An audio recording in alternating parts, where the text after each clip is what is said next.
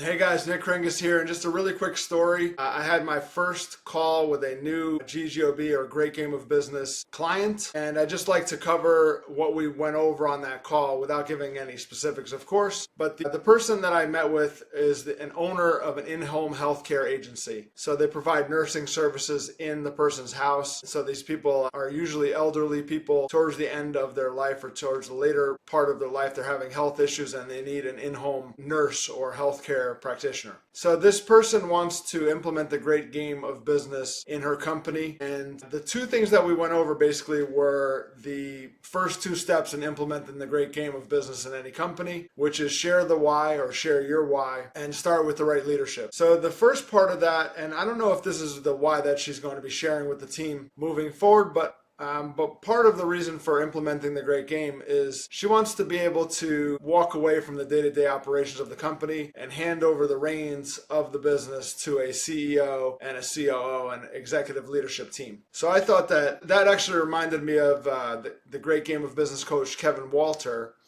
and he had a catering company with his two brothers. They owned it together. And after playing the Great Game of Business in the catering company for about 8 or 10 years, the employees actually kind of kicked them out and said, you're not wanted or needed here anymore. And as nicely as possible, we're basically like, we got this. Just, put your offices across the street, far away, at least, not in the day-to-day operations, like literally get yourselves away from the day-to-day operations because we got this. And that's what creating a team of employees that act and think like owners can do, and that's exactly what the Great Game of Business promises, is to create a group of people that think and act like owners that run the company as an owner would. So it's perfect for this person. This person wants to hand over the reins to a CEO and not be as involved in the day-to-day operations. So, and I'll just say this, without the Great Game of Business, or because I've been guilty of this myself in the past. Things were going really well, so I stepped away from the day-to-day operations and I wasn't working as hard in the day-to-day operations. I was working more on building the company, but not in the day-to-day operations. And it was too soon, and it was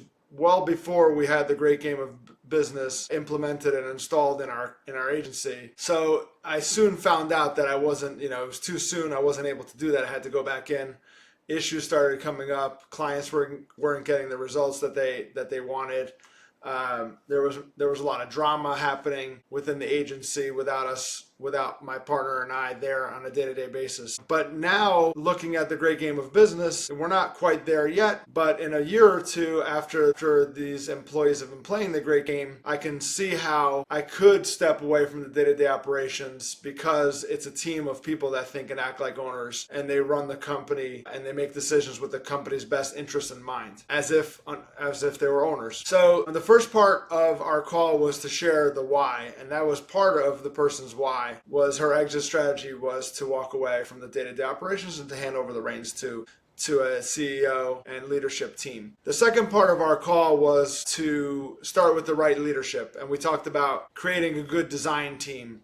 And I think two things about creating a good design team. Number one is that they have the right characteristics and qualities and core values, and they share the common characteristics of great game leaders. But second, I like to have someone from each level of the organization within the design team. And this kind of goes back to the other thing that she shared with me, which was about her why, which was she thought that the client, and most importantly, the client would get a nurse and would get better service, and nurses would, if they're thinking and acting like owners in the Great Game, would give better service to the client. So that's why we wanted to get someone from every level of the organization in the design team, and it also dovetailed perfectly with part of the person's why, to give better service to the end user, to her clients who need home health care services in their home. So that was basically it. We talked about those two things kind of extensively. Why do you want to do the Great Game? Why do you want to implement the Great Game in your company? And how to design the right leadership team, the right design team